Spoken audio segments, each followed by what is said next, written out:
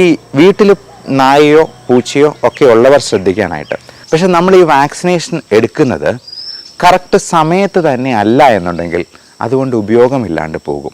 6 മാസം മുതലുള്ള കുഞ്ഞുങ്ങൾക്കും ഗർഭിണികൾക്കും അത് നിർബന്ധമായിട്ടും കൊടുക്കണമെന്നുള്ളതാണ് വിദേശത്തെ പ്രോട്ടോകോൾ. നമ്മുടെ നാട്ടിലും ഇത് അവൈലബിൾ ആണ് എന്നുള്ളത് എത്ര പേർക്കറിയാം? അത് കൃത്യമായിട്ട് എടുക്കുന്നവർ എത്ര പേരുണ്ടാവാം? അത് എടുക്കാനായിട്ട് പലരും വൈമുഖ്യം, അതിനും സൈഡ് എഫക്റ്റ് ഉണ്ടോ എന്നുള്ളതാണ്. ഇതെടുത്തെന്നാൽ ഒരു ചെറിയ ക്ഷീണമോ പനിയോ പോലും ഉണ്ടാകത്തില്ല എന്നുള്ളതാണ് എൻ്റെ അനുഭവം.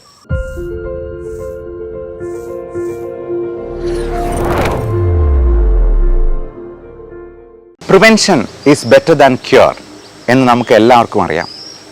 പ്രിവെൻറ്റ് ചെയ്യുന്നതാണ് നമ്മൾ അസുഖം വന്നിട്ട് ട്രീറ്റ് ചെയ്യുന്നതിനേക്കാൾ ഏറ്റവും നല്ലതെന്ന്. അതുകൊണ്ട് തന്നെ നമ്മളെല്ലാം വാക്സിനേഷൻ എടുക്കാറുണ്ട് പല അസുഖങ്ങൾക്കും. റാബീസ് വാക്സിനേഷനും അത്തരത്തിലൊന്നാണ്. പക്ഷെ നമ്മൾ ഈ വാക്സിനേഷൻ എടുക്കുന്നത് കറക്റ്റ് സമയത്ത് തന്നെ അല്ല എന്നുണ്ടെങ്കിൽ അതുകൊണ്ട് ഉപയോഗമില്ലാണ്ട് പോകും. അതാണ് ഇന്ന് മനസ്സിലാക്കേണ്ട പ്രധാനപ്പെട്ട കാര്യം.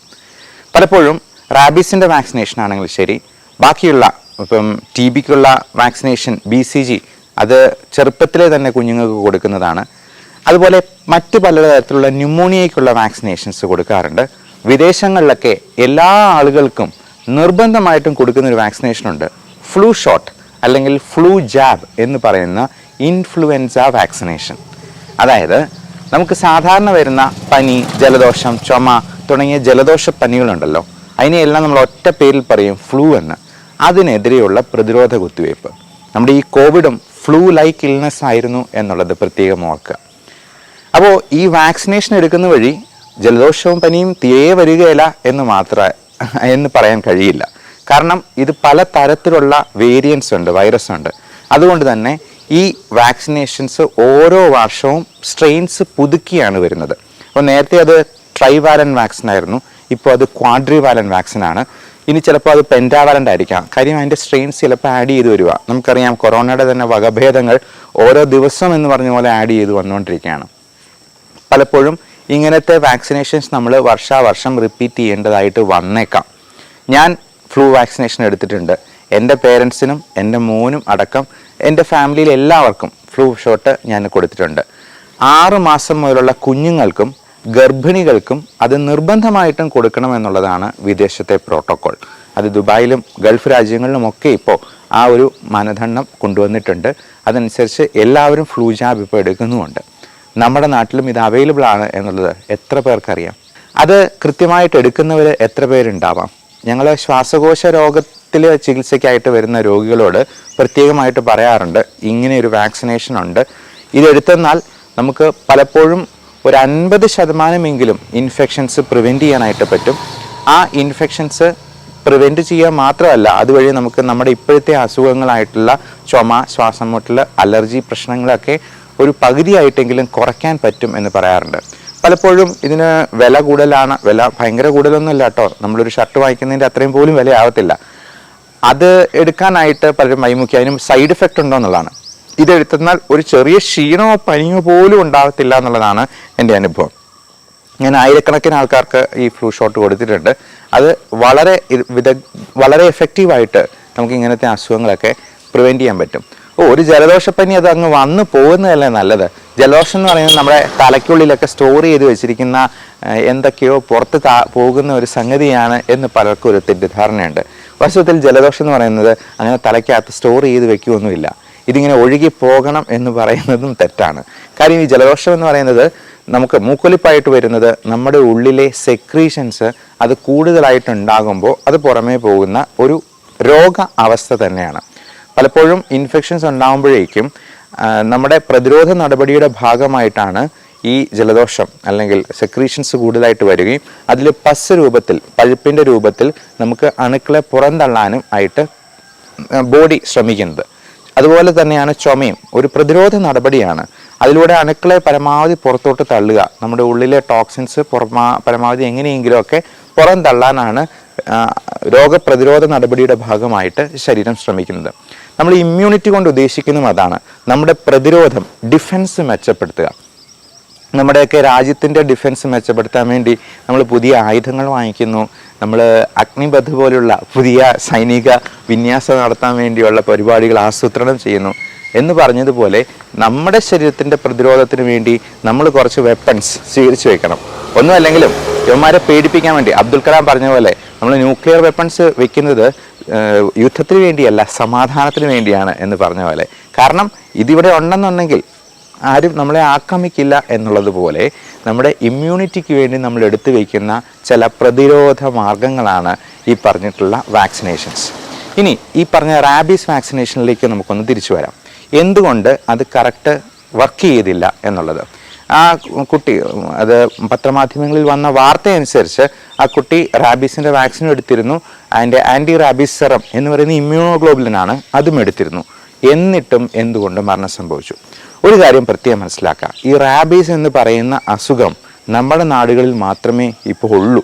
അത് പുറത്ത് ഓസ്ട്രേലിയയിലോ യൂറോപ്പിലോ ഒക്കെ ആണെന്നുണ്ടെങ്കിൽ അങ്ങനെ ഒരു അസുഖമേ അവിടെ ഇല്ല, അത് ഇറാഡിക്കേറ്റഡ് ആണ്. ഇപ്പം നമ്മുടെ രാജ്യത്ത് സ്മോൾ പോക്സ്, വസൂരി ഇറാഡിക്കേറ്റഡ് ആണ് എന്ന് പറഞ്ഞതുപോലെയാണ് മറ്റുള്ള നാടുകൾ. അവിടെ റാബീസ് ഇല്ല, അതുകൊണ്ട് റാബീസിന് വാക്സിനേഷനും ഇല്ല. ഇനി അങ്ങനെ റാബീസും എല്ലാം പിടിപെട്ടിട്ടുണ്ടെന്ന് പറഞ്ഞിട്ടുണ്ടെങ്കിൽ അവരങ്ങോട്ട് കയറ്റത്തുമില്ല. നമ്മുടെ നാട്ടിൽ പല മൃഗസ്നേഹികൾ, അവരെ മൃഗസ്നേഹികൾ എന്ന് തന്നെ വിളിക്കണമെന്ന് എനിക്ക് അറിയത്തില്ല. കാരണം മൃഗങ്ങൾ കടിച്ചിട്ടാണ് ഈ പലപ്പോഴും മനുഷ്യർ മരിച്ചു പോകുന്നത്. എന്തുകൊണ്ട് നമ്മൾ മൃഗങ്ങൾക്ക് ഒന്നെങ്കിൽ അവരെ നന്നായിട്ട് പോറ്റാനായിട്ട് ഗവൺമെൻറ് പറ്റണം. ഇപ്പം നമ്മുടെ വഴിയിലൊക്കെ ഇറങ്ങിക്കഴിഞ്ഞിട്ടുണ്ടെങ്കിൽ ഒരു 10 പട്ടികളെങ്കിലും ആ ദിവസം കാണാൻ പറ്റും. ഈ പട്ടികളൊക്കെ ഓരോരുത്തരെ കടിച്ചു കഴിഞ്ഞിട്ട് അവർക്ക് ഓരോ അസുഖങ്ങൾ വരുന്നു. എൻ്റെ അടുത്ത ഒരു ബന്ധുവിന് തന്നെ ഈയിടെ രാവിലെ വെറുതെ പുറത്തോട്ട് ഇറങ്ങിക്കഴിഞ്ഞപ്പോഴത്തേക്കും പട്ടി കടിച്ചിട്ട് പോയി.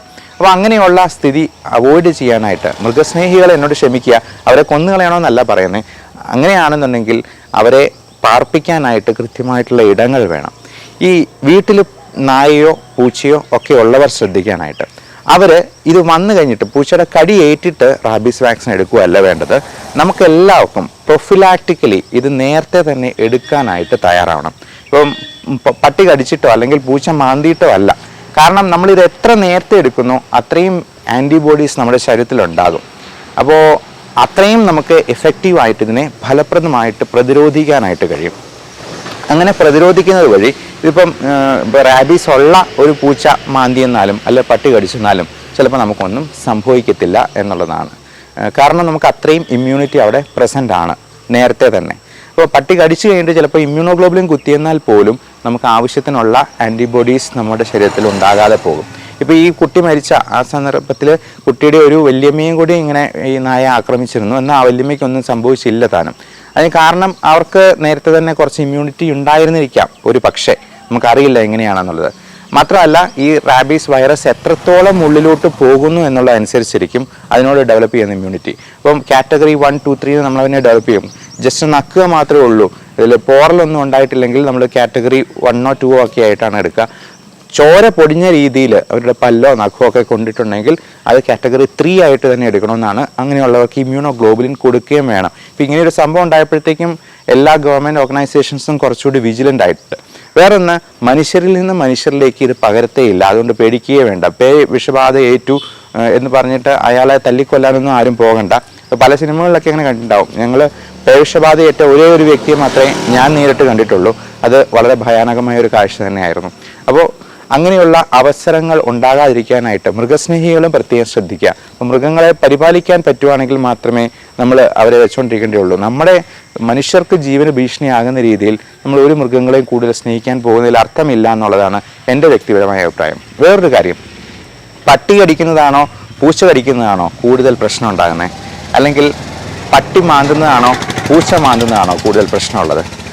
നമുക്കത് ഇച്ചിരി എളുപ്പത്തിൽ പറയാം. പൂച്ച കിടക്കുമ്പോഴത്തേക്കും അതിൻ്റെ നഖത്തേലൊക്കെ അതിൻ്റെ ഉമിനീര് കൂടുതലായിട്ട് പറ്റാൻ സാധ്യതയുണ്ട്. അപ്പോൾ പൂച്ച മാന്തുന്നതും പട്ടി കടിക്കുന്നതും ഏകദേശം ഒരുപോലെ ഹാനികരമായിട്ടുള്ള പ്രശ്നങ്ങളാണ്.